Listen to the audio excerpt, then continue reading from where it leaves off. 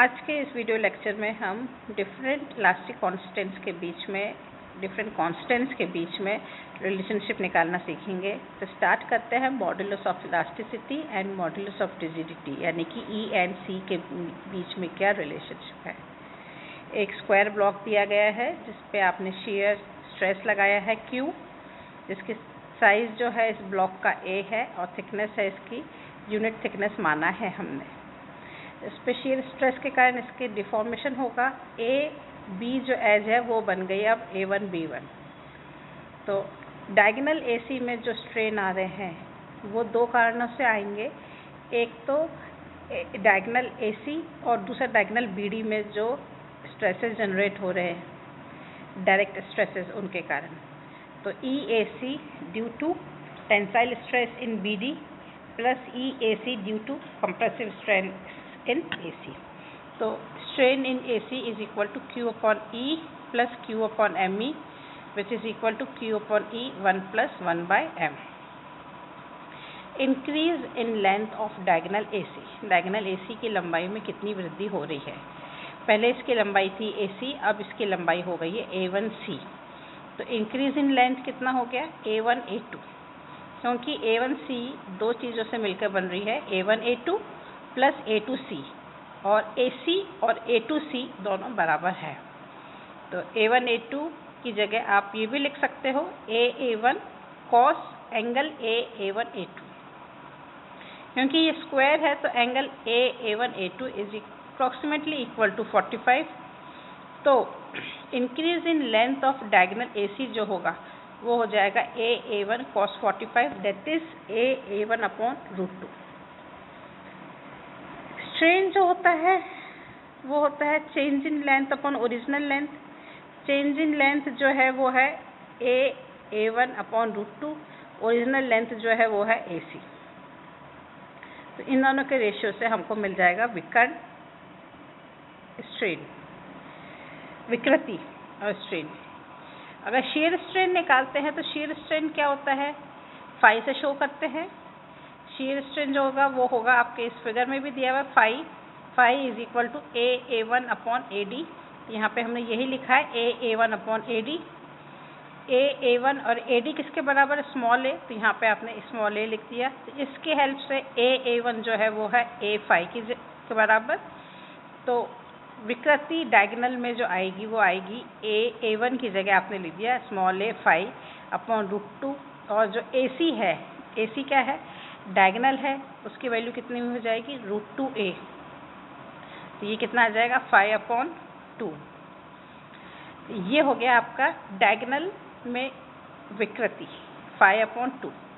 जो ऊपर हमने E निकाला था उसकी जगह हमने लिख दिया 5 upon 2 is equal to Q upon E 1 plus 1 by M।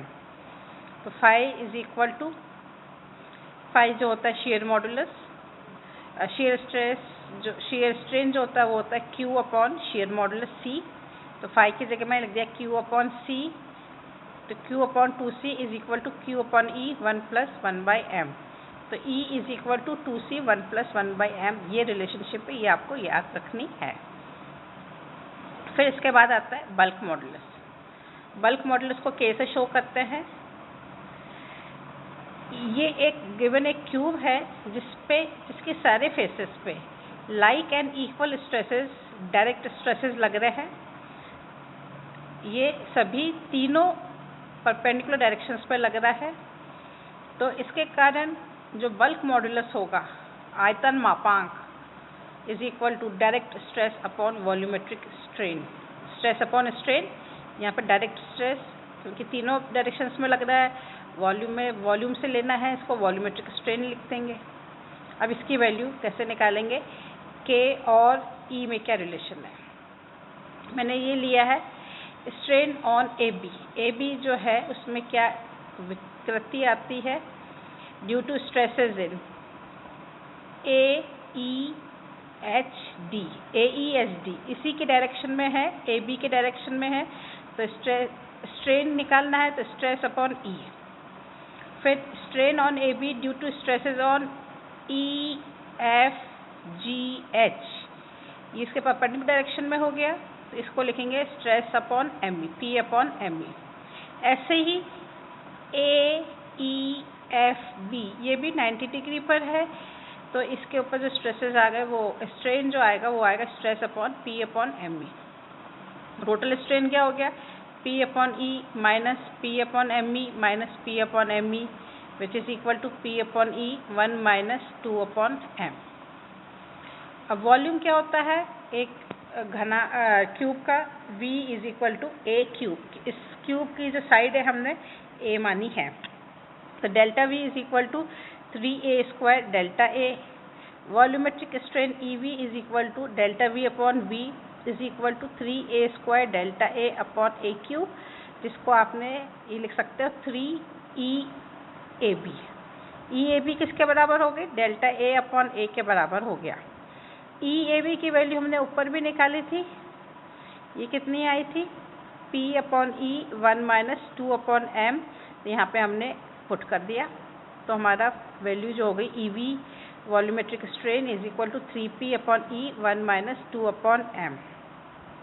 K bulk modulus क्या होता है, stress upon volumetric strain, EV की जगह आपने लिख दिया 3P upon E 1 minus 2 upon M। तो K इज इक्वल टू, इससे P cancel, E upon 3 1 minus 2 upon M, तो E is equal to 3K 1 minus 2 upon M, ये आपको याद रखना है।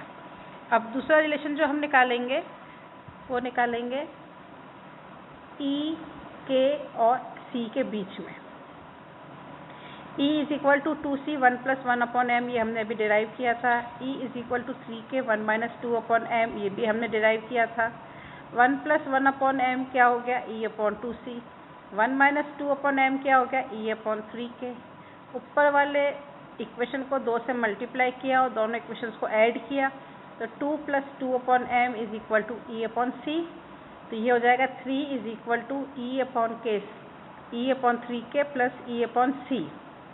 तो इसको जब सॉल्व करेंगे तो हमारा जो आएगा वो आएगा E is equal to 9KC 3K plus C, ये आपको याद रखना है। इसी के बेस पे एक न्यूमेरिकल है कि एक मटेरियल है जिसका यंग्स मॉडुलस है 1.25 इंटू 10 की पावर 5, यानी कि E की वैल्यू गिवन है, और पॉइजन्स रेशो यानी कि 1 अपॉन M 0.25 है। आपको निकालना है मॉडुलस ऑफ रिजिडिटी यानी कि C और बल्क मॉडुलस यानी कि K।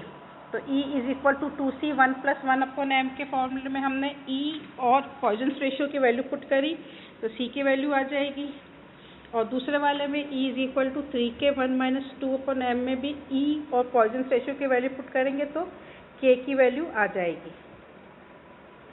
नेक्स्ट न्यूमेरिकल में एक बार है 30 mm into 30 mm into 250 mm long, इसके ऊपर एक फोर्स लग रहा है 90 किलो न्यूटन का। पुल मतलब टेंसाइल फोर्स है, और अक्षीय बल है डायरेक्शन ऑफ इट्स लेंथ।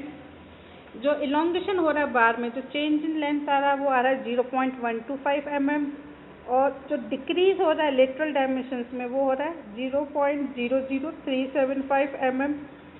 आपको निकालना है E Young's modulus, Poisson's ratio, modulus of rigidity and bulk modulus. तो E कैसे निकालेंगे, E के लिए सबसे पहले E जो होता है स्ट्रेस अपॉन स्ट्रेन होता है। स्ट्रेस होगा लोड अपॉन एरिया, लोड दिया हुआ है 90 किलो न्यूटन, एरिया 30 इंटू 30। विकृति जो है strain, change in length 0.125, original length 250, तो इससे आपने मॉडुलस ऑफ इलास्टिसिटी E निकाल दिया।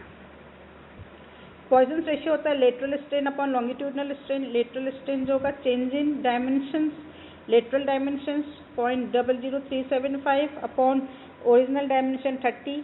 इसी तरह से EL 0.125 अपॉन 250, तो पॉइजन्स रेशियो आ गया 0.25। फिर E is equal to 2C 1 plus 1 upon M में वैल्यूज पुट करेंगे ताकि शेयर मॉडुलस मिल जाएगा, तो शेयर मॉडुलस आ गया 0.8 इंटू 10 की पावर 5। और E is equal to 3K 1 minus 2 upon M में वैल्यूज पुट करेंगे, तो इससे K की वैल्यू आ जाएगी। K जो है वो है, जो निकलेगा वो 1.33 इंटू 10 की पावर 5 न्यूटन पर mm स्क्वायर आ जाएगा। तो इस तरह से आप लोग E, C और K के बेस पे कई न्यूमेरिकल्स कर सकते हैं। यहाँ पे इस लेक्चर में हमने 3 फॉर्मूलेस देखे हैं। पहला फॉर्मूला जो हमने निकाला है वो E और C के रिलेशनशिप पे है।